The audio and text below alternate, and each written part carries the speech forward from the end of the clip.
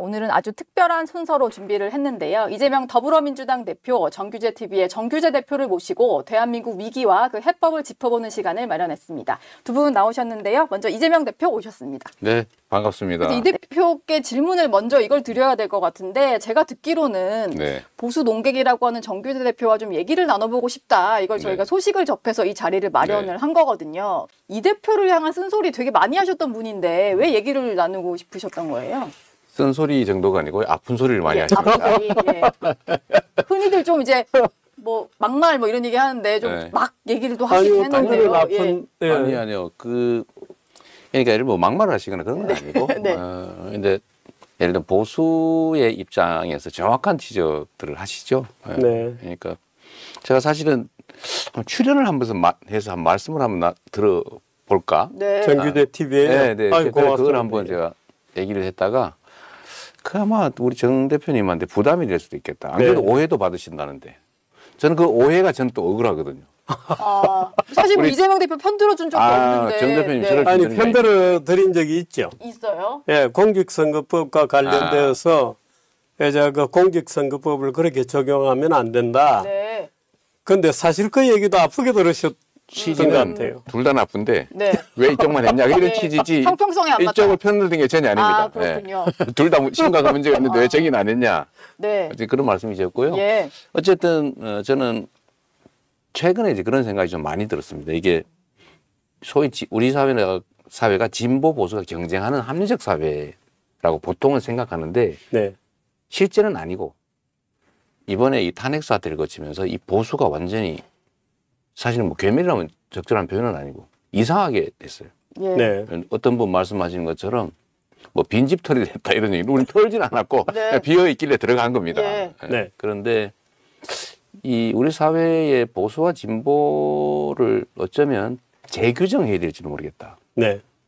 뭐 재편성은 우리가 할 수 있는 건 아니고 규정을 좀 달리 해야 되지 않을까. 그런 얘기들 한 번씩은 해봐야 되겠다 이 생각을 했는데 우리 정 대표님하고 그런 얘기 말씀을 듣고 싶었어요. 그런 얘기를.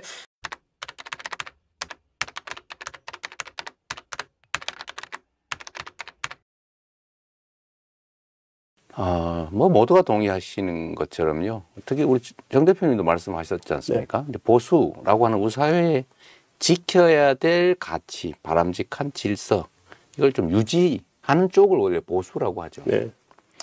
뭐 진보라고 하면 이제 뭘 때려 부시자 이런 것보다는 똑같은 더 나은 목표를 이루는데 좀 새로운 방법이 없을까에 대한 고민이 많은 그런 걸 진보라고 할 수 있을 거예요. 근데 이 두 가지는 가장 기본적인 전제가 있습니다. 공동체의 기본적 질서를 유지하는 거예요. 사람들이 모여 살면 기본적으로 법을 만들어서 지켜야죠. 그러면 그게 없으면 그야말로 만인 대 만인의 투쟁이 벌어지잖아요. 기본적인 질서의 가장 핵심적인 질서가 헌법 질서죠. 그런데 이 헌법 질서를 어기는 그것도 국민이 맡긴 권력으로 헌법 질서를 파괴하는 행위를 보수의 이름으로 보호할 수는 없는 겁니다. 이거는 자가당착이에요. 지금 그걸 극복하는 과정이다. 무너지는 토대를 복구하는 과정. 이거는 보수 진보를 떠난 아주 기본 중에서도 기본에 관한 문제죠. 그게 더 급하다 이 말씀을 드리는 거죠. 내란은 극복됐는가? 사실은 정확하게 표현하면 군사 반란 상황이죠. 근데 이게 착각이 있는데 군은 대통령에게 충성한다. 그 대통령이라는 존재는 개인을 말하는 게 아닙니다. 국민을 대표하는 최고의 통수 체제죠. 통치 체제죠. 체제의 최고 상징. 결국 국민에게 충성해야 되는 겁니다. 그런데 이걸 착각을 해가지고 국민을 대신해서 임시로 행사하는 권력을 대통령 자연인 개인의 권력으로 착각을 한 거예요. 자신을 향해서 자연인을 향해서 충성을 요구한 겁니다. 그래서 이 권력의 원천이라고 할 수 있는 국민에게 총구를 댄 거죠. 그래서 반란인 겁니다. 근데 일부에서는 아니 대통령이 명령한 걸 따르는 게 어떻게 반란이 될 수 있어? 그런 오해를 할 수 있죠. 근데 그거는 대통령의 존재가 자연인 윤석열이 아니고 국민을 대신해서 국가의 운명을 책임지는 윗수탁자. 네. 이게 헷갈린 거예요. 예. 그건 전혀 다른 겁니다.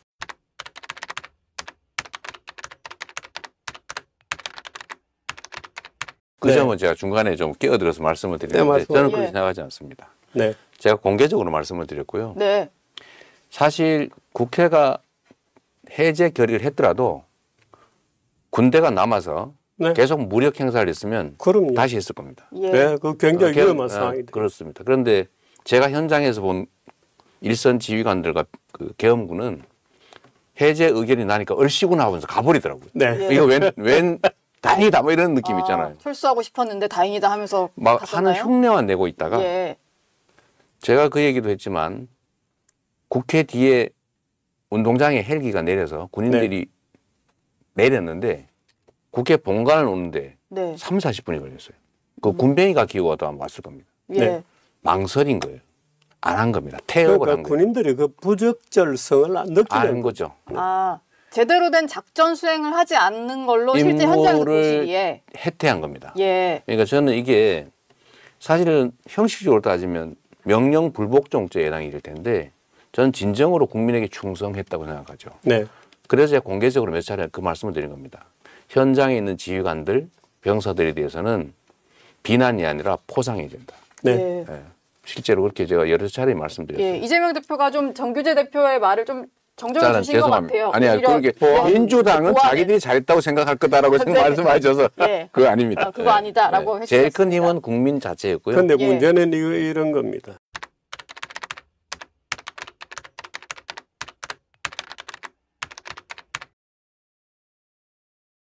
제가 이 부분을 말씀을 좀 드려야 될 것 같네요. 일단 이번 계엄 사태는 제가 잠깐 말씀드렸지만 정말로 위대한 국민의 힘으로 이겨나가고 있는 중입니다. 네. 물론 그 과정에서 우리 민주당이 좀 빠른 속도로 대응한 건 맞는데 그건 과정인 것이고 근본적인 힘은 국민들에게서 나온 거예요. 예. 좀 아주 빠른 시간 내에 국회를 사실 봉쇄하는 데 도움을 줬고요. 만약에 그 군인들이 시민들의 제어 없이 대량으로 수백 명이 국회 안으로 밀고 들어갔으면 그렇게 안 끝났습니다. 그리고 군인들이 적극적으로 행동을 했더라면 이렇게 쉽게 끝나지 않았죠. 그 점에서 저는 정말 위대한 국민의 힘이 국민의 힘, 그 힘 말고 국민의 힘. 국민의 저력이 있었다고 생각해요. 그래서 저는 이게 국제적으로는 대한민국의 민주주의라고 하는 게 얼마나 허약한지를 드러내면서 국제적 망신거리가 됐고 국제 신뢰도도 떨어지고 하긴 했지만 또 이거를 무혈로 이겨나가는 이 과정 자체가 세계사적인 일 아닙니까? 전 세계에 없던 일이죠. 그래서 이게 저는 이길 거라고 보고 이 과정 자체는 대한민국의 위대함을 다시 보여줄 거라고 봐요. 예. 그런데 그 속에서 민주당의 역할이 부족하다. 저도 사실 되게 답답해요. 네. 왜 그렇게 될까? 저는 나름은 저나 우리 민주당은 최선을 다해요. 나름은. 네. 근데 우리 정 대표님이 보시기에 뭘 어떻게 하면 좋아질 것 같습니다. 두 가지 문제가 있습니다. 네.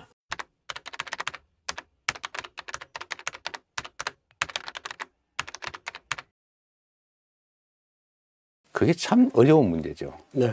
이게 근데 우리 사회에는 그런 게 있어요. 예. 흑이 아니면 백이라고 생각해요. 그게 좀 극단적입니다. 네. 그러니까 양비론, 양시론도 많고요. 네. 근데 세상은 흰색, 검은색만 있는 게 아니고 그 중간쯤에 해당되는 회색도 있고 아니면 전혀 빨간색, 파란색도 있는 거거든요. 이 다양성을 잘 인정 못하는 경향이 있습니다. 예. 저는 그게 아마도 정치에서부터 많이 비롯됐다고 생각해요. 뭐 원인은 여러 가지가 있겠지만 정치가 너무 극단적입니다. 그러니까 존재를 인정 안 하고 나는 55%만 가져야지 이런 생각이 아니라 기회만 좀 다 가져야지 다 배제해야지 이런 생각들을 하는 것 같아요. 정치는 역사적으로 보면 뭐 대표님도 아시겠지만 전쟁이 좀 완화된 형태잖아요. 제도화된 겁니다. 총칼 대신에 말로 하게 됐죠. 예. 투표지로 하게 됐는데 본질은 그렇긴 하지만 사실은 이제는 정권 교체가 일상적으로 이루어지는 그야말로 민주공화 체제이기 때문에 상대를 인정해야 돼요. 내가 권력을 잃었을 때를 생각해야 됩니다. 근데 그 생각을 잘 못해요. 뭐 저는 개선돼 가는 과정 중에 일부 과정이라고는 생각합니다. 예. 이런 극단적 상황은 최근에 예를 들면 SNS나 이런 뭐라 그럴까요? 이 소위 알고리즘이 작동하는 이 정보의 편중, 폐쇄성 예. 이런 것들 때문에 사실 가짜 뉴스가 위력을 떨쳐요.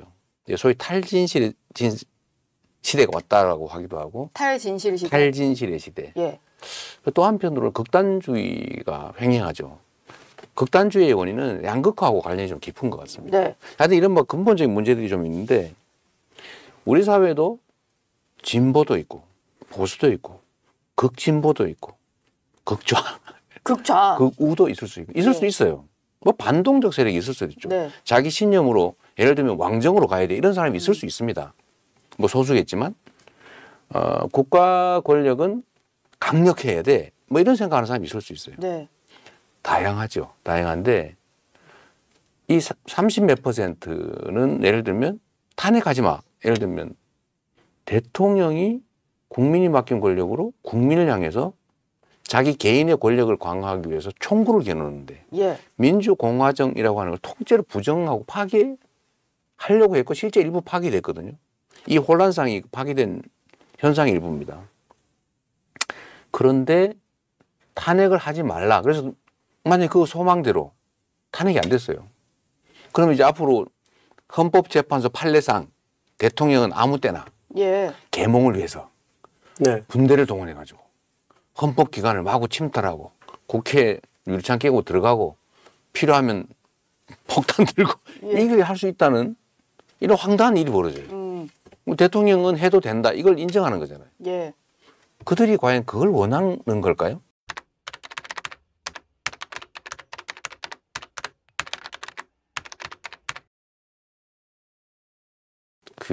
제가 대표님 말씀에 네. 상당 부분 공감해요. 네. 아까 이제 보수의 대괴멸 이렇게 말씀하셨는데 네. 저는 오히려 반대로 생각하죠. 네. 보수의 복귀. 네. 복귀를 사실은 허용했다.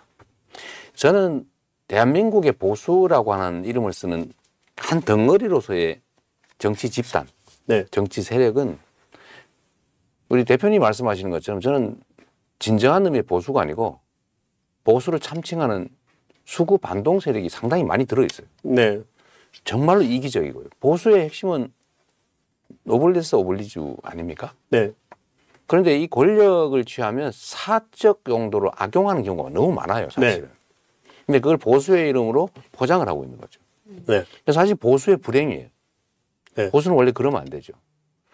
사실은 저번 촛불혁명 이후에 네. 저희들도 사실 그런 반성적 고려를 많이 하는 편인데요.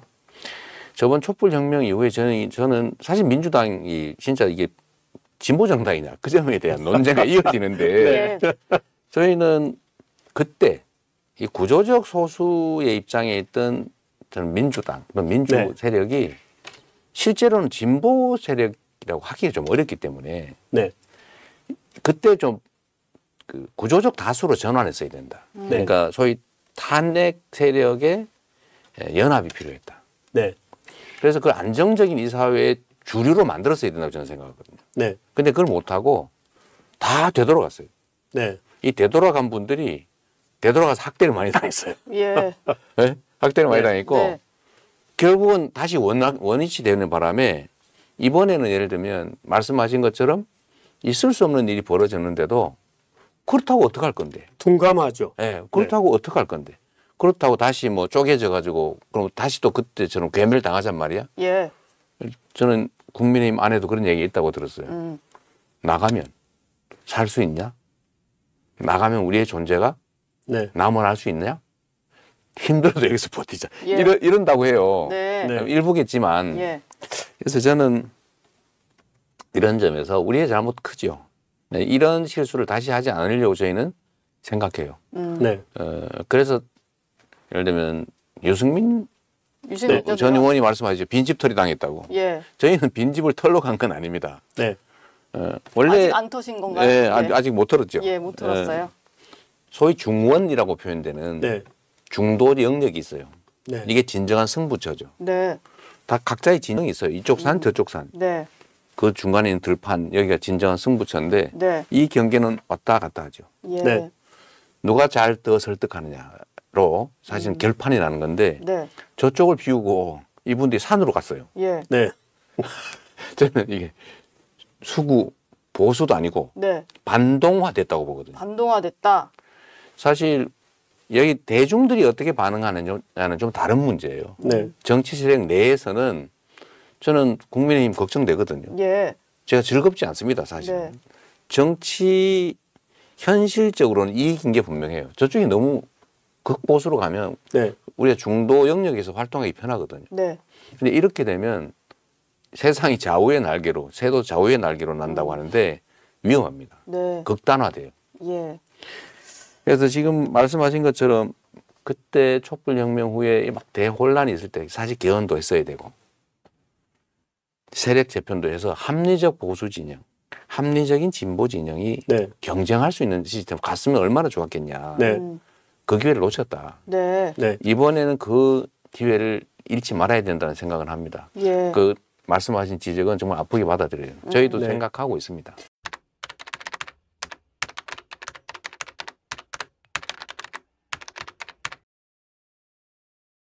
정확하게 얘기하면 예. 자, 중도 보수를 지향하는 것은 아니고 예.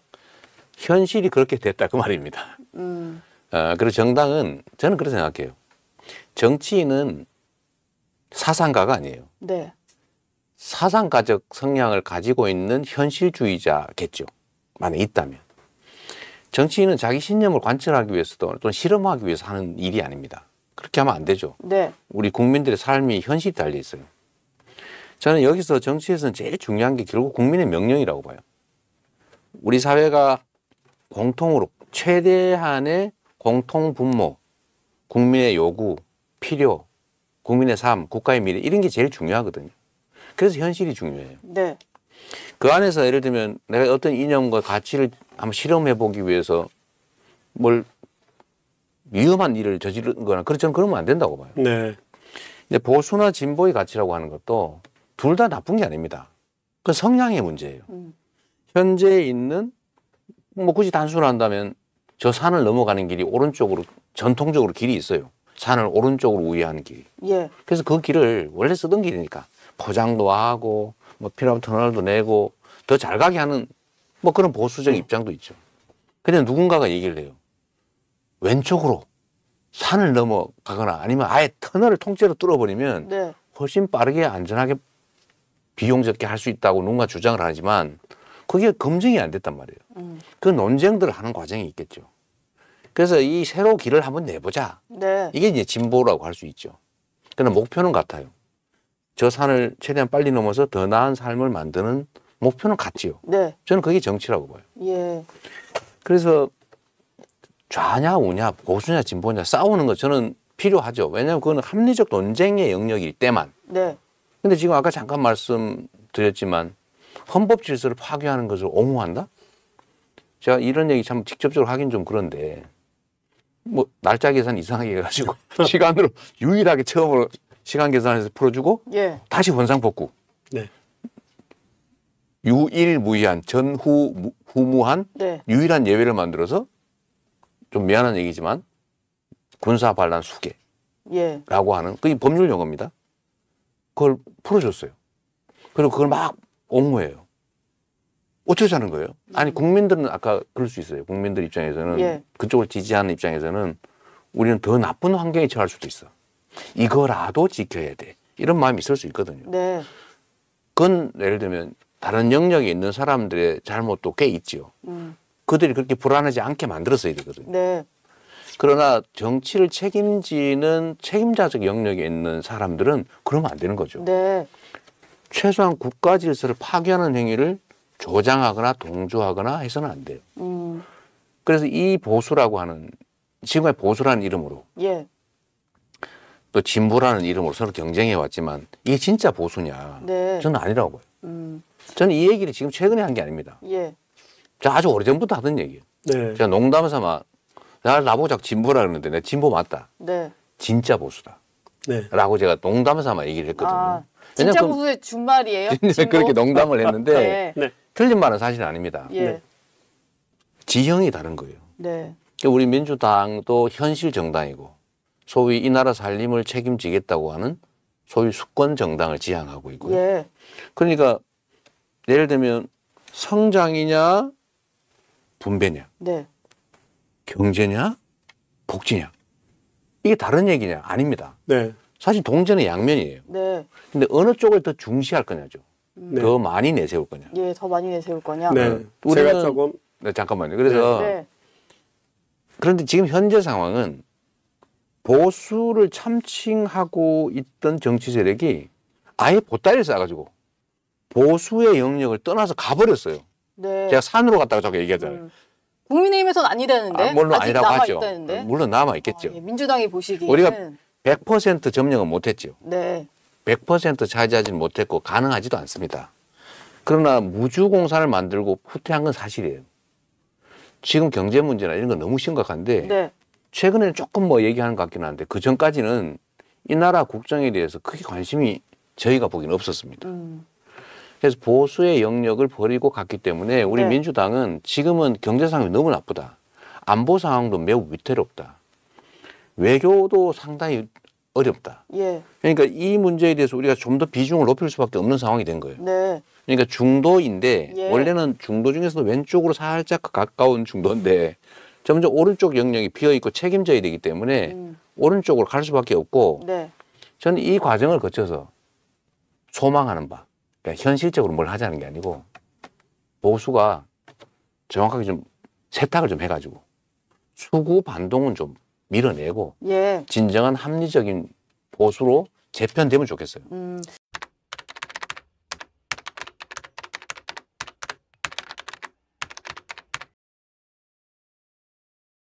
왼쪽을 볼 수도 있고 오른쪽을 볼 수도 있습니다. 움직일 수 있는 범위 내라면 그건 오락가락이 아니죠. 유연성이죠. 그냥 좌우를 살피는 것? 네, 유연성과 오락가락은 사실 종이 한 장 차이입니다. 제가 요즘 재벌 해체 얘기 안 하죠. 예. 재벌의 병폐가 그렇게 더 커지지 않았고 사실 많이 완화됐고 지금 중요한 건 국제 경쟁이 더 중요해졌어요. 대한민국 경제의 국제 경쟁력이라고 하는 게 매우 중요해졌는데 그중에 대기업의 역할이 더 중요해졌습니다. 그래서 지금 재벌 해체나 이런 것 과제의 중요성보다는 우리 기업들이 얼마나 경쟁력을 가지고 국제 경쟁에서 이겨서 대한민국 국부를 늘리냐. 그래야 사실은 분배든 복지든 하거든요. 예. 또 한 가지는 저의 위치가 좀 바뀐 측면이 있습니다. 네. 예를 들면 일선 병사, 일선 사령관의 입장에 있을 때하고 전체를 다 총괄해야 되는 전략 사령관일 때하고 아예 전부를 책임져야 될 위치는 달라요. 사물을 보는 시각도 다르고 책임도 다르죠. 네. 제 생각이 일부 변한 것도 있어요. 상황이 변한 것도 있고. 그런데 예를 들면 제가 친기업 행세를 한다 이렇게 일부에서 비난하는 것 같은데 보니까 네. 노동자를 편드는 예를 들면 노동 시간을 단축하자. 노동자들을 보호하자. 노동자들의 산재 사망률을 줄이자. 사회 안전망을 강화하자는 것이 그런 것이 반기업이 아닙니다. 친기업이라고 해서 기업이 완전 횡포를 부릴 수 있게 해주는 게 친기업은 아니에요. 네. 그건 국제 경쟁에 살아남을 수가 없습니다. 예. 저는 대한민국에 형사처벌 조항이 너무 많다는데 전적으로 맞습니다. 공감해요. 네. 예. 저는 그 대대적 개혁이 필요합니다. 네. 예를 들면 과태료라든지 네. 예를 들면 범칙금 이런 걸로 처리해도 충분한 일들을 다 형사처벌 조항을 만들었어요. 예. 네. 하다못해 저런 것도 있습니다. 그 제가 이번에 한번 겪다 보니까 알게 된 건데 네. 대리 처방이죠. 대리 처방이요. 누가 대신가 이거 네. 그 형이 참 어머니 대신 아들이 가가지고 엄마 오늘 아파서 못 왔어요. 그 처벌 조항이 있어요. 그렇소. 의사는 징역형 1년 이하인가 그런데 그 대리 처방 받아간 사람은 500만 원 이하 벌금 조항이 있습니다. 예. 그걸 가지고 압수수색합니다. 아. 예를 들면. 네. 네. 그러니까 그런 건 사실은 그냥 딱지 그 네. 정도 해도 되거든요. 예를 들면 과태료. 근데 이걸로 사실 처벌하고 필요에 의해서 악용하고 이런 게 너무 많아요. 네. 하여튼 뭐 단기법 1년 이하 뭐 이런 엄청나게 많습니다. 네. 무슨 네. 규제 조항을 하나 만들면 다 처벌 조항 만드는 거 네. 그거 전적으로 공감해요. 사실은 근데 민주당이 만든 거라고 다 그러시는데요. 근데 꼭 그런 건 아닙니다. 아니 네. 대부분이 민주당이 대부분이 만드는 어쨌든 이거는 고쳐야 될 필요가 있고 규제 만능주의는 사실 문제가 있다. 저도 네. 공감합니다. 네. 규제를 통해서 세상을 움직이는 시대는 갔어요. 근데 그렇게 해가지고 세상에 적응할 수가 없습니다.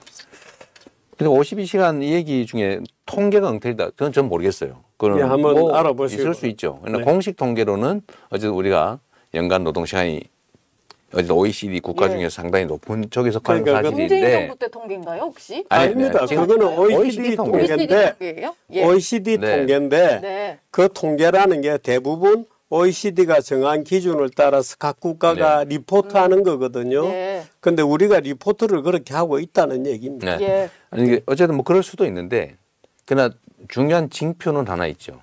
네. 과로사 비율이 가장 높다는 거. 과로사 비율이요? 네. OECD 국가 중에 산재 사망률이 가장 높다는 거. 네. 이건 팩트예요. 어쨌든 그거는 나중에 한번 따져보기로 하고요. 그것도 또 따져봐야 아 그래요. 네, 네, 알겠습니다. 두 분 이런 약간 건 문제 나중에 얘기로 좀 한번 따지는 시간을 다시 따로 한번 마련해봐야 될 하는데 것 같은데. 하여튼 문제는 원래 자리로 좀 되돌아와서 네. 말씀을 좀 드리면 어쨌든 보수냐 진보냐 문제는 매우 상대적인 거다. 네. 네, 상대적인 거고 예. 지금 현재는 대한민국 체제가 지금 내란 사태 때문에 일시적으로 격동기이기도 하고 엄중한 시기이기도 한데 네. 지금 이런 식으로 예를 들면 보수가 수구도 아니고 반동적 행태를 네. 보이고 거기에 국민들은 아까 우리 정 대표님이 말씀하신 것처럼 그 불안감 네. 잘못된 건 맞아. 그러나 이거보다 더 나쁜 상황이 벌어질지도 몰라. 네. 그러니까 차라리 이걸 지켜야 돼. 이 생각이 꽤 있을 것 같아요. 그렇습니다. 그 불안감, 네. 또 불신이겠죠. 근데 이 문제는 어쨌든 해소해야 될 중대한 과제입니다. 네. 과제인데 말씀드린 것처럼 정치가 그런데 이거는 대중들의 정서고 그런 나라를 책임져야 될 주요 정당은 그렇게 하면 안 되죠. 네. 옥석을 가려가면서 이거를 이 나라를 벼랑으로 몰고 가면 안 되잖아요. 네. 저 서쪽으로 가는 기차를 타고 동쪽으로 뛰면 안 되는 거라고 말씀하시지만 네. 저는 서쪽도 아니고 죽음을 향해 뛰고 있다고 생각해요. 예. 네. 헌법 질서를 파괴하는 걸 동조한다는 게 말이 되겠습니까? 그러니까 그런 아니 건 제가 좀 정리할 느끼는 기회를 거예요. 갖자. 제가 말씀드리는 것은 이런 겁니다.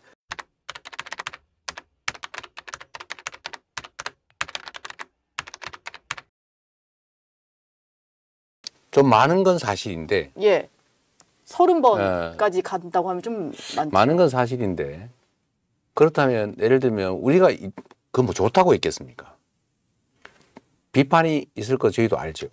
그러나 예를 들면 그 김건희 여사의 주가 조작 문제는 사실은 대한민국을 상징하는 겁니다. 자본시장이라고 하는 것은 이 시장 경제의 심장인데 예. 그걸 주가 조작을 해서 뭐 부당한 이익을 취하고 수만 명이 피해를 보고 문제는 그걸 교정할 능력이 없다는 걸 전 세계에 광고를 하게 된 겁니다. 몇 년 동안. 이게 대한민국 주식시장 소위 국장 탈출은 지능순이라는 얘기가 사실 나오게 된 주요 원인 중에 하나입니다. 네. 근데 이거를 예를 들면 무혐의 처분을 해요. 저는 그런 생각이 들더라고요. 그냥 벌금형 기소라도 해야지. 그러면 재판 안 받고 넘어갈 수도 있지 않습니까? 예. 어떻게 무혐의라고 할 수 있냐. 이건 국가의 기본 질서를 어지럽히는 거잖아요. 그러면 이런 걸 자체적으로 정화도 못하고 범죄에 의한 수익을 얻고도 힘세다는 이유로 넘어가는 이런 사태를 그냥 방치하냐. 또 예를 들면 지금 한덕수 총리 문제도 우리로서는 헌법재판소가 6명밖에 없는데 네. 네. 심리도 불가능한 상황인데 임명을 안 한다고 공언을 하는 거. 그거 어떻게 방치를 합니까? 근데 우리로서는 나름의 할 말은 있는 사안인데 이걸 닭이 먼저냐 달걀이 먼저냐를 따지면 끝이 없죠. 네. 네, 뭐 아까 말씀하신 그 전에 그러면 방통위 임명 왜 임명 했나, 안 했냐 뭐 네. 문제가 있죠. 네. 예, 이것도 일종의 이제 쌓인 겁니다. 서로 쌓인 거고요. 그런 점에 대해서 우리도 아무 잘못 없다 그런 생각하지 않아요. 예.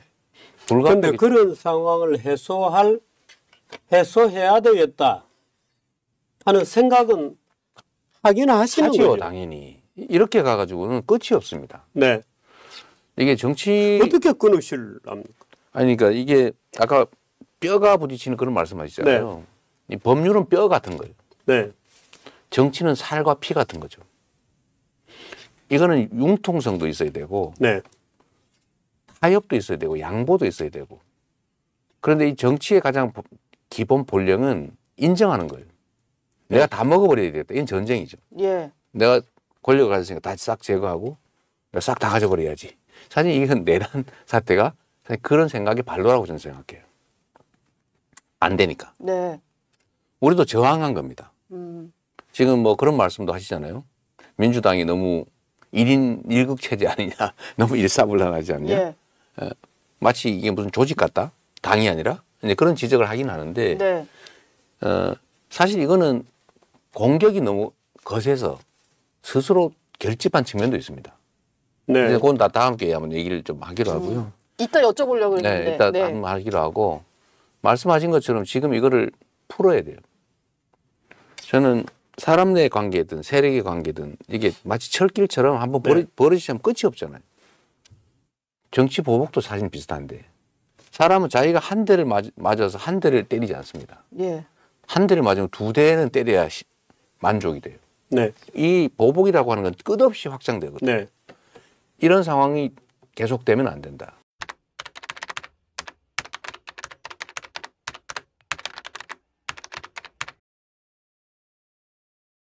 그러니까 최근에 제가 정 대표님의 생각을 조금 이해하게 된 게 네. 저는 그때 예를 들어 박근혜 대통령에 대해서 매우 적대적이었죠. 네.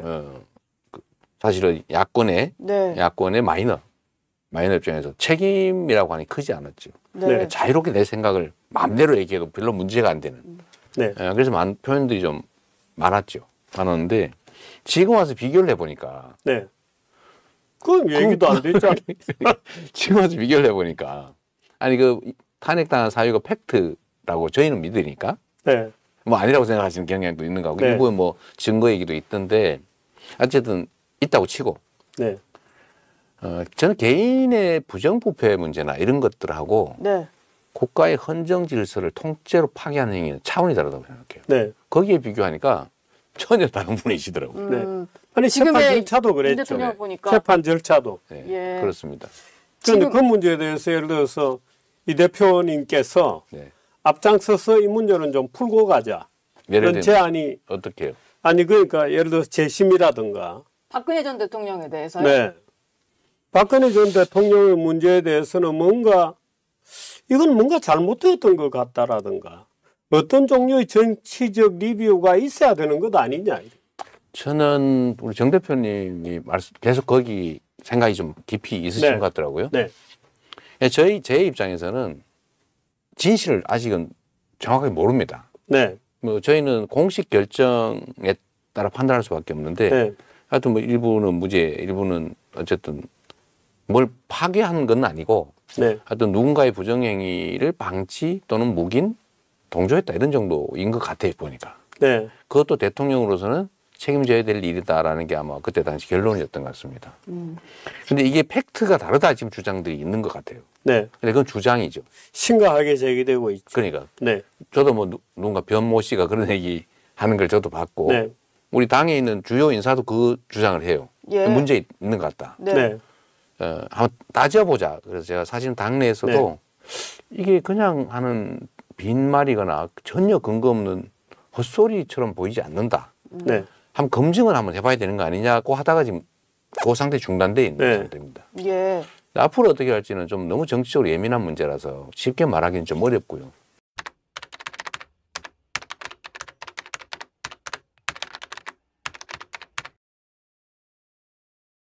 그 점은 저도 똑같이 말씀을 드리는데 네. 네. 그런 얘기 있지 않습니까? 손바닥도 마주쳐야 소리 난다고. 네. 모든 것은 네 탓이야. 우리는 아무리 아니, 하는 것이 없어. 그렇게 할 수 없어요.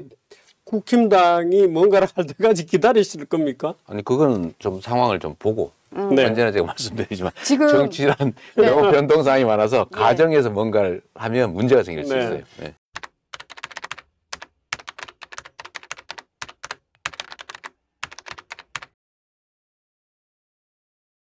우선 아까 제가 말씀 못 드린 게 하나 있는데 민주당도 잘한 건 없고 잘못한 게 있지 않냐. 예. 동의해요.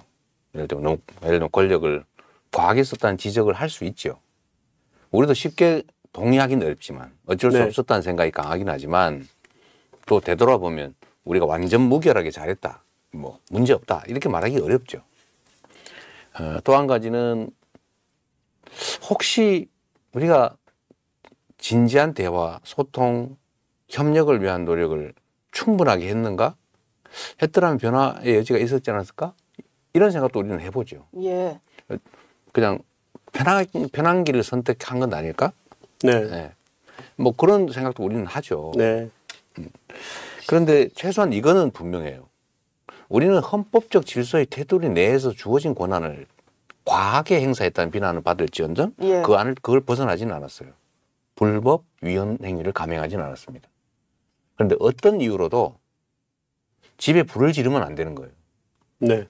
아무리 가족끼리 싸움이 나도 살림 때려 부신다든지 예. 집에 불을 지른다든지 이러면 안 되는 겁니다.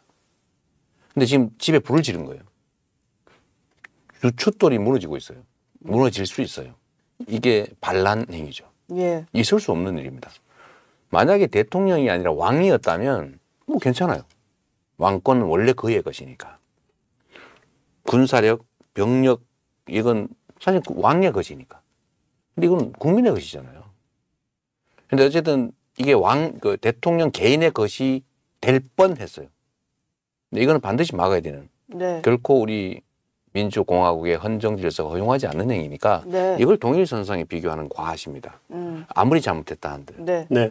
아무리 큰 소리 치고 뭐 나쁜 짓 하고 공부 안 하고 했다 한들 집에 불 지르는 거하고는 달라요. 네. 예, 그건 아니다. 이 얘기는 한번 하고요. 그럼 어떻게 할 거냐? 전 지금도 그 노력은 나름은 하는데 잘 안 돼요. 네. 제가 가끔 말씀드렸습니다만 어떻게 전화라도 한번 해서 뭐 술이라도 한잔 하고 얘기나 합시다. 전화를 안 받아버려요. 네. 지금은 국민의힘 의원들이요? 네. 예. 지금은 여야 의원들이 잘 만나질 않아요. 진짜 싸워요. 네. 네. 전에는 낮에는 싸워도 밤에 안 싸웠거든요. 네. 그걸 우리 언론이나 이런 데서는 비난하기도 했습니다. 네. 낮과 밤이 다르다. 진짜 싸우면 안 되거든요. 네. 왜냐하면 그들은 자기 개인의 일을 하는 사람들이 아니라 공공의 일을 하는 사람들이기 때문에 네. 감정 가지고 싸울 이유가 없어요. 예. 싸우면 안 돼요. 네. 그런데 지금은 진짜 싸워요. 서로 진짜 미워해. 안 좋아해. 근데 사실 내란 동조범이다 뭐 이런 걸 면전에서 얘기하시니까 감정적으로 좀 안 좋을 수밖에 없지 않을까요? 예. 근데 우리는 어쨌든 그쪽을 좀 규정해야 될 필요가 아니, 있어서. 네. 언어는 언어로 거쳐야 되죠. 네. 네. 어쨌든 그러고 그 만약에 바람직한 건 아니고. 집권을 하게 되신다면 좀 어떤 관계를 근데 저는 가져가시겠어요? 가정적 질문은 웬만하면 말하지 않는다가 원칙인데 그러세요? 네. 내가 집권을 해서 그 얘기가 아니고 집 권한을 가지면 대통령이든 개주든 전 똑같다고 봐요. 예. 개모임 동창회장 예. 그 선거하잖아요. 네. 그 편 있잖아요. 무슨 군 출신 있잖아요. 개주나 동창회장이 될 때까지는 편이 있어요. 근데 개주가 되는 순간에 개원 전원을 동등하게 취급하고 안 싸우게 만들고 같이 가야지. 그게 통합이라고 하는 겁니다. 제1의 과제죠. 원래 개인들은 투쟁하게 돼 있어요. 예. 이해관계를 가지고 싸우게 돼 있습니다. 그걸 조정하는 최종 권한을 가진 사람이 대통령이죠. 당연히 여기가 가지는 제1의 책무는 싸우지 않게 하는 거예요. 이해관계를 조정하는 겁니다. 분열이 생기지 않게 하나의 공동체로 살아가게 하는 것. 이게 제일 중요한 책임이에요. 예. 그러려면 다른 편의 극단적 요구들은 조금 깎아서라도 같이 협의해야 돼요. 싸워서 해결할 수 없어요. 싸우면 내전이 벌어집니다. 눌러서 억압해서 없앨 수 없어요. 더 폭발합니다. 네. 민주당 안에 약간의 갈등이 있습니까? 있죠, 당연히. 네, 그렇군요. 최근에 뭐 제가 참 그 얘기 어제 나온 김에 그 얘기 네. 하시고 싶어 하시는 것 같은데 예. 저는 주류 비주류라고 표현이 돼 왔는데 과거에 네. 어느 집단이든지 주류가 있어요. 예. 그리고 거기에 끼지 못하거나 반대하는 비주류가 있습니다. 네. 근데 이게 어느 날 친땡 반땡 비땡으로 바뀌었어요. 예. 네. 이게 언제부터 시작됐냐면 박근혜 대통령 때부터 바뀌었습니다. 친박, 그때 비박. 친박, 비박, 뭐 반박, 밤에는 박을 예. 별 희한한 박자를 네, 붙여가지고 몰박 네. 뭐 이런 것도 있고. 뭘박 뭐 예. 그러다 그 후에 계속 됐죠. 그 이명박 때까지도 없었어요. 네. 박근혜 대통령 또는 박근혜 그 대표 뭐 이때부터 나오기 시작한 겁니다. 네. 저는 개파라고 하는 걸 만들지 않을 뿐만 아니라 저는 안 만들려고 노력해요. 예. 제가 가지는 생각은 뭐냐면 편을 만드는 순간 나머지가 다 남이 됩니다. 네. 네. 경계란 그런 거죠. 경계를 만들면 안과 밖이 가려지고 사실은 저는 손해라고 봐요. 저는 확장할 수 있다고 보는 확신하는 사람이기 때문에. 예. 근데 저를 기준으로 자꾸 친명, 반명, 비명 또 뭐라더라? 뭐 자주 뭐 명자를 붙여가지고 그렇게 분류해요. 그런데 아닌 사람이 많아요. 비주류인데 네. 저하고 가까운 사람도 있고요. 저하고 가까운데 친명 아닌 사람 많아요. 그런가요? 아 당연하죠. 지난 국회 때 많이 좀 근데 제가 딱딱하셔서 그런 거 아니고요? 아니. 예. 그 저하고 계열이 다른데 쉽게 말하면 뭐 예를 들면 무슨 유명한 대표님 개 많잖아요. 예. 그분들이 제가 당직을 맡기고 일을 같이 하면 저 갑자기 친명이 돼요. 어떤 일까지 있었냐면 그 이계호 의원 네. 얘기인데 그 이낙연 대표님 가까운 분이시잖아요. 네. 제가 정책위 의장으로 썼어요. 근데 그때 말이 없었어요. 뭐 탕평책인가? 그분이 공천에서 탈락, 공심위에서. 그러니까 갑자기 비명이 돼버리더라고요. 아. 반명. 예. 야, 그래서 딱 커트됐다. 재심에서 살았어요. 네. 갑자기 또 친명이라 살려줬다. 이렇게. 예. 그러더니 우리 최고위에서 또 뒤집었거든요. 뭐 순서가 좀 바뀐 것 같긴 한데 이런 식으로 하다 보니까 지금 민주당 안에 어떤 집단이 생겼습니까? 저는 최대한 없애려고 하죠. 기존에 있던 있기는 것들이 있군요. 있어요. 네, 기존에 있던 게 있죠. 네.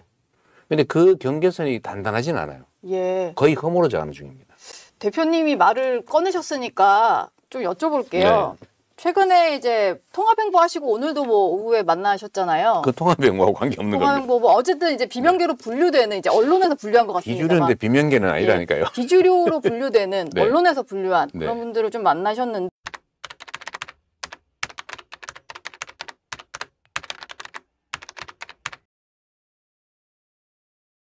오늘 거기 계시던 분들은 공천하고 아무 관계 없는 사람이에요. 예를 들어 박용진은 한 명 있군요. 예. 다른 분 관계 없잖아요. 임종석 전 실장은 관계가 없습니까? 그때 당시에 예를 들면 무슨 표결에 어쩌고 관계 없죠. 예. 당시 현역 의원이 아니었으니까. 제가 얘기한 거는 그때 표결 당시 상황을 얘기한 거잖아요. 예. 제가 그 얘기를 한 거는 지금 현재 얘기를 한 게 아니고 다 지난 일이고 네. 전사를 쭉 얘기를 하면서 일종 해고를 한 겁니다. 네. 그런 일이 있었다. 근데 지금은 그런 문제가 뭐 심각한 의제가 되지는 않죠. 근데 그것 때문에 뭐 제가 얘기한 대상이 아닌 분들이 좀 이렇게 오히려 발끈하셨어요? 발끈이라기보다는 어쨌든 좀 섭섭해했던 것 같아요. 근데 네. 그런 흐름들이 예를 들어서 탄핵이 잠깐 제가 마무리가 되고 마지막 말씀을 좀 드릴게요. 네. 네. 어쨌든 그래서 그건 저의 약간 부족함이죠. 저는 지나간 일이라고 생각하고 네. 뭐 총선으로 다 정리가 됐고 그리고 그로부터도 1년 몇 개월이 이제 지나버렸는데 사실 가지고 있으면 안 되거든요. 저는 속에 이렇게 움켜놓는 성격이 아니에요. 예. 그냥 털어 있는 대로. 그게 끝이에요. 네. 그게 액면대로예요. 근데 사람은 좀 다를 수 있잖아요. 좀 섭섭한 분들이 계셨던 것 같아요. 그 말에 대해서. 네. 그래서 제가 전화도 해보고 그랬는데 예. 그래서 제 부족함이라고요. 부족함이 있고 그분들은 섭섭했었는데 직접 관계는 없는 분들이에요. 왜냐하면 표결에 관계된 사람이 한 예. 명밖에 없잖아요. 네. 또 그분은 내가 얘기한 그분도 아니에요. 통화를 좀 해보셨군요. 아, 마음이 쓰이셔가지고. 네, 그러죠. 예. 아쉽고 미안하고 그러죠. 근데 인간적으로 저는 누가 뒤에서 막 그런 식으로 저에게 조금 서운한 일을 저질렀다 하면은 마음이 안 풀릴 것 같은데 대표님은 그런 건 없으세요? 인간적으로는 마음이 남아있을 수도 있잖아요. 감정적으로. 다 지난 일이고요. 저는 험한 세상을 많이 오래 살아서 그런지 지난 일 가지고 후회를 잘 안 하는 편이고요. 예. 물론 그 속에서 경험을 찾아내죠. 미련은 잘 안 가지는 편이에요. 언제나 좀 미래지향적입니다. 실패한 거 자체 가지고 자책을 하거나 그런 거 잘 안 해요. 다시 준비해서 하면 되니까. 예. 사람과의 관계도 그 얼마나 인간사가 복잡한데 너 이랬지, 너 저랬지. 제가 불편해서 못 살겠어요. 전 털어요. 네. 마음속에서도. 그리고 쉽지 않은데 네. 많이 해보면 됩니다. 많이 해보면 됩니까? 네. 알겠습니다. 아까 하시던 말씀하시죠. 예.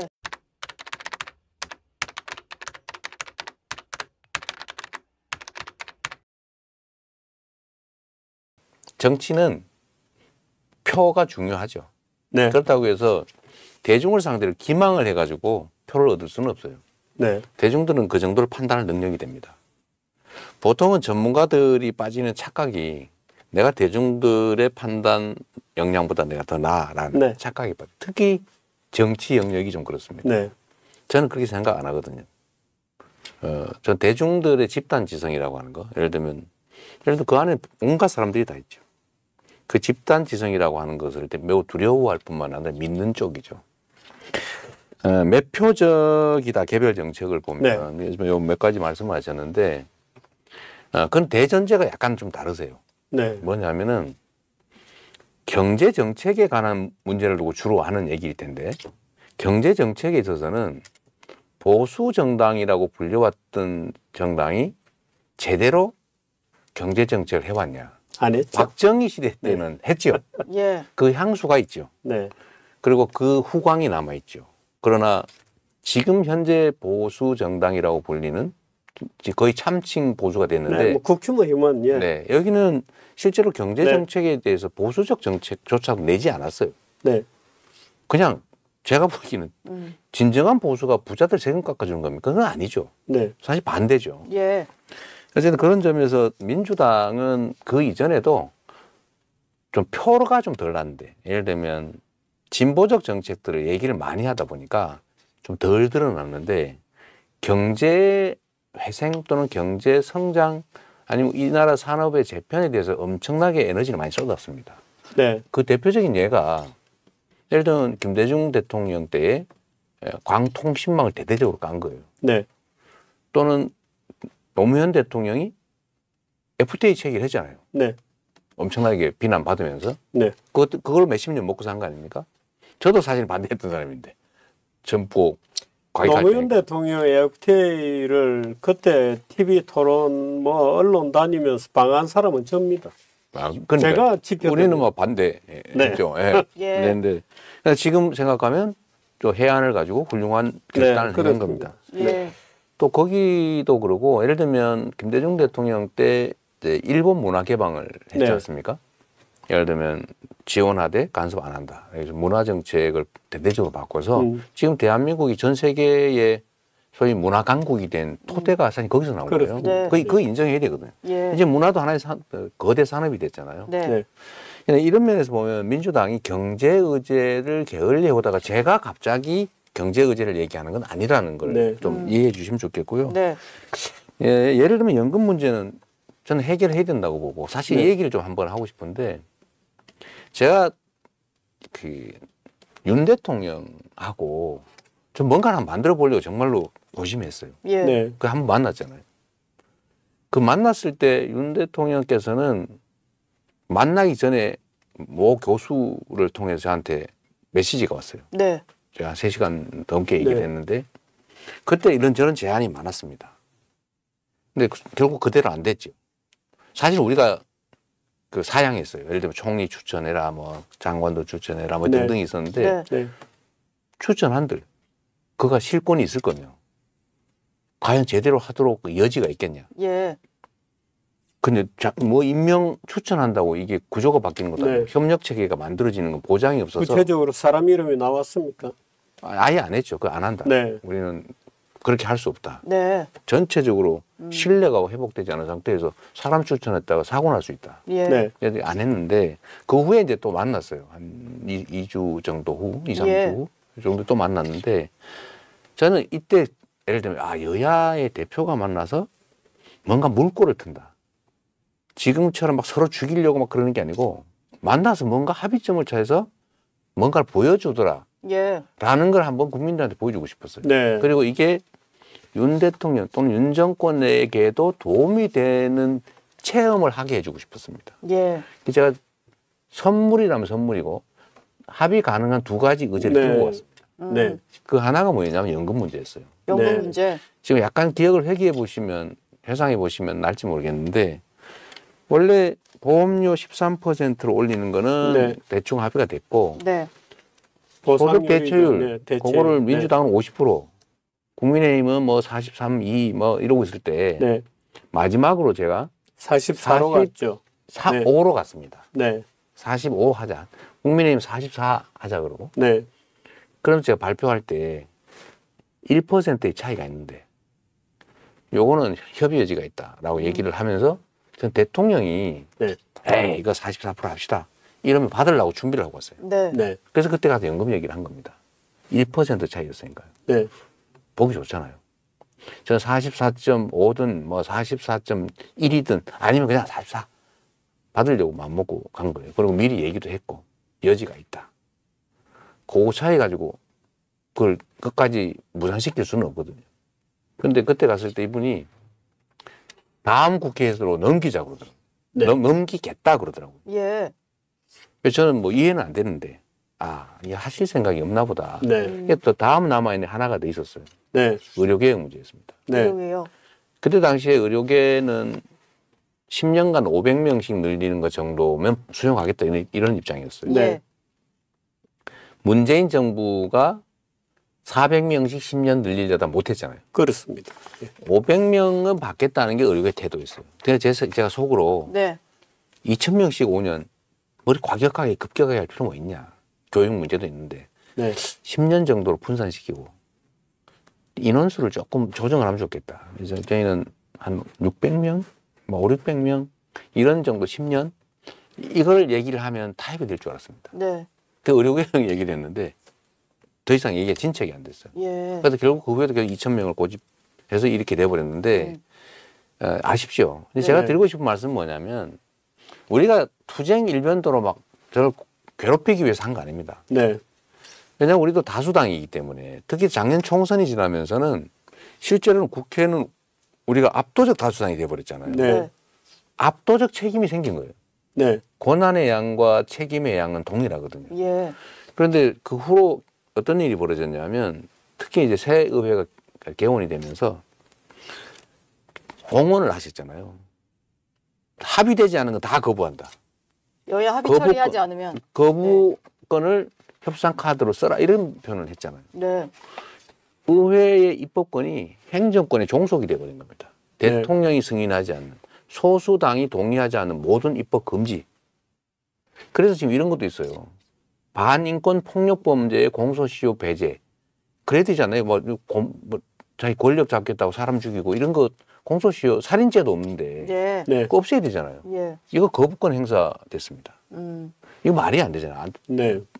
이런 거부권들을 마구 행사를 하니까 결국은 극단적으로 부딪혔는데 네. 물론 100% 그들만의 잘못이다 하지 않습니다. 우리도 충분히 협상을 더 노력했더라면 대통령한테도 제가 그 후에도 만나자는 얘기를 형식적으로 몇 번 했지만 실제로는 그때 이후로 만나고 싶지 않더라고요. 네. 그때 한 2시간 만나고 나니까 네. 협상이 잘 안 되는 걸 보고 나서는 만날 필요를 못 느꼈어요. 예. 네. 예, 그것도 저희가 좀 더 했어야 되나? 좀 더 더 매달려 했어야 되나? 예. 그래서 이만큼이라도 합의를 끌어냈어야 되나? 이런 반성도 하죠. 예. 네, 그런 아쉬움은 있습니다.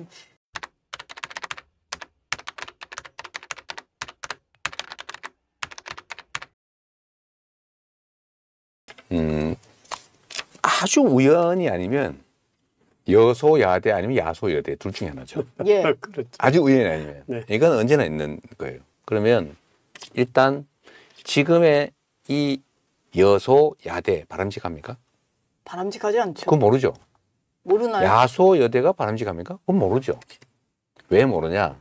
하기 나름이니까. 운용하기 예. 나름이니까요. 이거는 선택할 수 있는 게 아니에요. 국민들이 선택하는 거죠.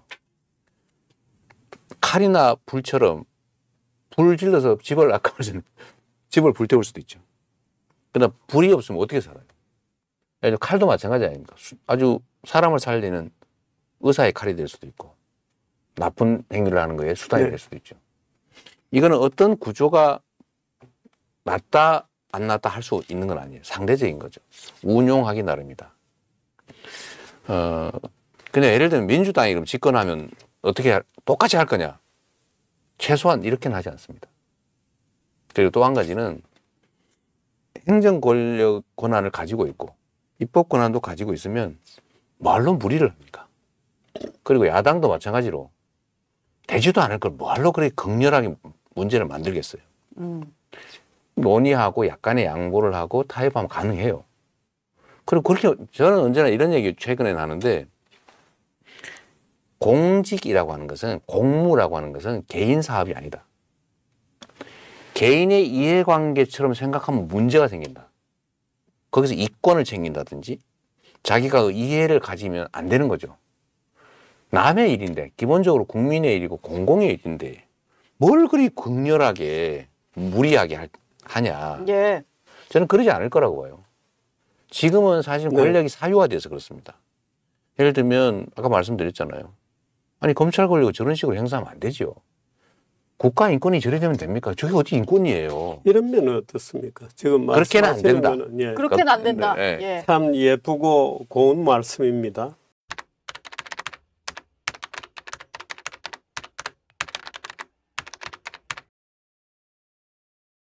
이제 경계선의 문제예요. 네. 예, 저 하나 좀 두 가지 측면이 있는데 예. 일단 정치보복 얘기를 좀 하면 정치를 하는 사람들이 다 정치를 하는 이유가 있거든요. 정치를 하는 사람들이 인간입니다. 사람이에요. 네. 사람이라서 행복하게 살기를 원해요. 자기 만족을 위해서 살죠. 근데 뭘 할 때 행복하냐? 그게 사람마다 다릅니다. 네. 누군가를 억압하는 데 재미를 느끼는 사람도 있어요. 네. 그런데 세상이 내 손 때문에 바뀌어가고 내 손 때문에 바뀐 환경으로 인해서 많은 사람들이 행복해하고 즐거워하고 죽을 사람이 살고 하는 것에 행복을 느끼는 사람도 있습니다. 어떤 그 국회의원이 저한테 그렇게 공개석상에서 물어본 일이 있어요. 그 수천억의 이권이 있는 사업에서 어떻게 남들은 50억씩 100억씩 막 받아가는데 본인은 50원도 안 받았냐, 억울하지 않더냐 이렇게 물어보더라고요. 대장동 얘기하시는 건가요? 네. 예. 전 그게 질문이 매우 너무 진지해서 제 기가 차서 그렇게 말했습니다. 안 믿겠지만 그런 거 탐하지 않는 사람도 세상에는 가끔씩은 있습니다. 예. 제가 그런 말씀드렸거든요. 제가 요새 그 여당 정치인들만 이런 얘기 자주 해요. 정치하시면 행복하십니까? 정치인이 행복해야 국민이 행복하거든요. 네. 정치인이 막 괴로워하는데 국민이 행복할 수가 없어요. 불안정해지죠. 행복한 길이 뭐냐? 저는 다른 사람들이 생각하는 거하고 좀 달라요. 그런데 예를 들면 정말 권한을 가지면 정말 짧은 시간 아닙니까? 5년. 제가 시장도 8년 해봤는데요. 네. 정말 순식간에 지나가더라고요. 도지사는 3년을 했는데 저 기억이 없을 정도로 너무 빨리 지나갔어요. 정말로 짧은 시간이고 할 일은 태산같이 많은데 일단 그렇게 막 뒤져가지고 누구를 막 표적 삼아서 뭐 해서 막 괴롭히고 이게 일단 취미도 아니고 즐겁지도 않고 네. 거기에 미련을 가지 만큼 시간도 저는 개인적으로 아깝다고 생각하는 사람인데 또 모르죠. 어떻게 될지는. 그냥 지금의 마음 상태는 최소한 그래요. 지금까지는 안 그래 왔어요. 예를 들면 제가 성남시에 있을 때도 제가 취임한 그날 이후부터는 내가 부정 비리는 용서 못한다. 예. 네. 근데 그 이전 거는 문제 삼지 않는다. 걸리지만 말아라. 검찰 수사 협조해라. 그래서 그 사람들 그대로 데리고 성과를 내서 인정받았죠. 네. 네. 제가 경기도도 제 기억으로는 여러분도 확인해 보시면 알 텐데 제가 누구 내쫓은 일이 없어요. 무슨 기관장 이런 사람들 뭘 학대해가지고 막 괴롭혀서 내쫓고 그러지 않았거든요. 그냥 성과 가지고 평가하고 그래서 일 잘했다고 이 자리까지 온 거 아닙니까? 국정은 더하죠. 국정은. 그래서 정치보복 얘기는 너도 당했으니까 하겠지. 그런 의심 많이 하잖아요. 예. 네가 그렇게 당했는데 가만히 있을 리가 있겠냐. 네. 네. 그건 그것대로 해결하고. 그러나 그것 때문에 누군가를 표적을 삼아가지고 없는 거 만들거나 없던 거 막 뒤져가지고 막 억지로 이런 거를 정치보복이라 하지 않습니까? 예. 에너지 낭비가 너무 심해요. 그리고 하나 생각해 보세요. 저를 잡으려고 최소한 수십 명, 5, 60명 검사들이 지금까지도 법정에 매여 있습니다. 지금 소위 생활범죄, 이거 처리를 못하는 미제 사건이 몇 배로 늘어났다고 해요. 네. 통계적으로. 예. 전세 사기 당한 사람, 무슨 뭐 횡령 배임을 피해 입은 사람, 뭐 온갖 피해자들에 대한 범죄 수사 처벌이 잘 안 되고 있다는 겁니다. 이러면 안 되잖아요. 네. 그렇게 하면 그게 제가 행복하겠나? 저는 그렇게 하면 행복하지 않을 것 같아요. 어쨌든 시간도 없고. 네. 또 한 가지는 지방정부 얘기인데요. 네. 그 대표님 저희 짧게 할게요. 예, 짧게. 그거 걱정 안 하셔도 됩니다. 중앙정부보다 지방정부가 특별히 더 부패하지 않습니다. 네. 의외로. 네. 오히려. 대표님이 좀 깨알같이 본인이 지금 받고 계신 것에 대해서도 좀 약간의 어떤 이거는 좀 도덕성 수사였다라는 설명을 해주신 것 같고 어쨌든 이제 권력을 잡게 된다면 그런 일은 나로서 행복하지 않은 일이니까 안 하겠다 뭐 이런 말씀이셨던 것 같습니다. 그것도 그리고 시간도 아깝고 예. 그게 더 큰 보복을 불러요. 아까 결과적으로. 말씀하셨잖아요. 이 우리 예. 사회가 대립 갈등 때문에 찢어지게 생겼습니다. 이미 심리적으로 내전 상태예요. 네. 아마 우리나라 총기 소지가 허용됐으면 난리 났을 겁니다. 예. 그렇죠. 농담으로 그런 얘기를 상상만 하죠. 하기라도 총기 끔찍하네요. 소유가 허용되면 첫 달에 몇 명이나 죽을까. 네. 제가 얘기하고 싶지 않아요. 정말 심각할 수 있습니다. 네. 예.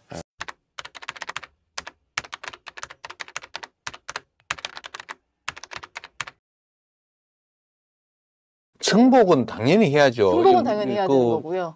예. 민주공화국의 헌법 질서에 따른 결정들을 그걸 승복 안 하면 어떡할 겁니까? 그건 말이 안 되는 소리고요. 예. 당연히 승복해야 되고 승복해 왔고요. 문제는 지금 상태에서 국민들이 너무 불안해하니까 왜 빨리 결정을 안 하냐? 혹시 뭐 문제되는 거 아닐까? 예. 예를 들면 아까 입장 따라 다르죠. 더 나쁜 세상이 벌어지지 않을까? 이 생각을 하는 보수를 참칭하는 세력에 동조할 수밖에 없는. 그 분리돼 있다면 모르겠는데 분리할 수 없는 상황이니까 저는 그것도 매우 안타까운 현실이죠. 예. 그분들 입장에서는 가만히 있기 어려울 테고 또 그러다 보니 이 탄핵이 혹시 기각이 되면 그럼 맨날 대통령이 막 계엄할 수 있단 말이에요. 조갑재 대표께서 분명히 그 계엄 또 할 거다 이런 말 걱정하시잖아요. 네. 그 어르신이 빈말로문 선동하려고 한 얘기는 아닐 거란 말이에요. 예. 네. 실제 그런 걱정들을 하니까 거리 정치는 광장 정치는 되도록이면 줄여주십사. 예. 하는 것을 이때까지 부탁드립니다. 잘 견뎌왔는데 지금 어제 오늘은 좀 저희가 길거리로 나가고 있어서 예. 안타깝긴 합니다. 네, 가능히 하면 네. 줄여주십니다. 알겠습니다.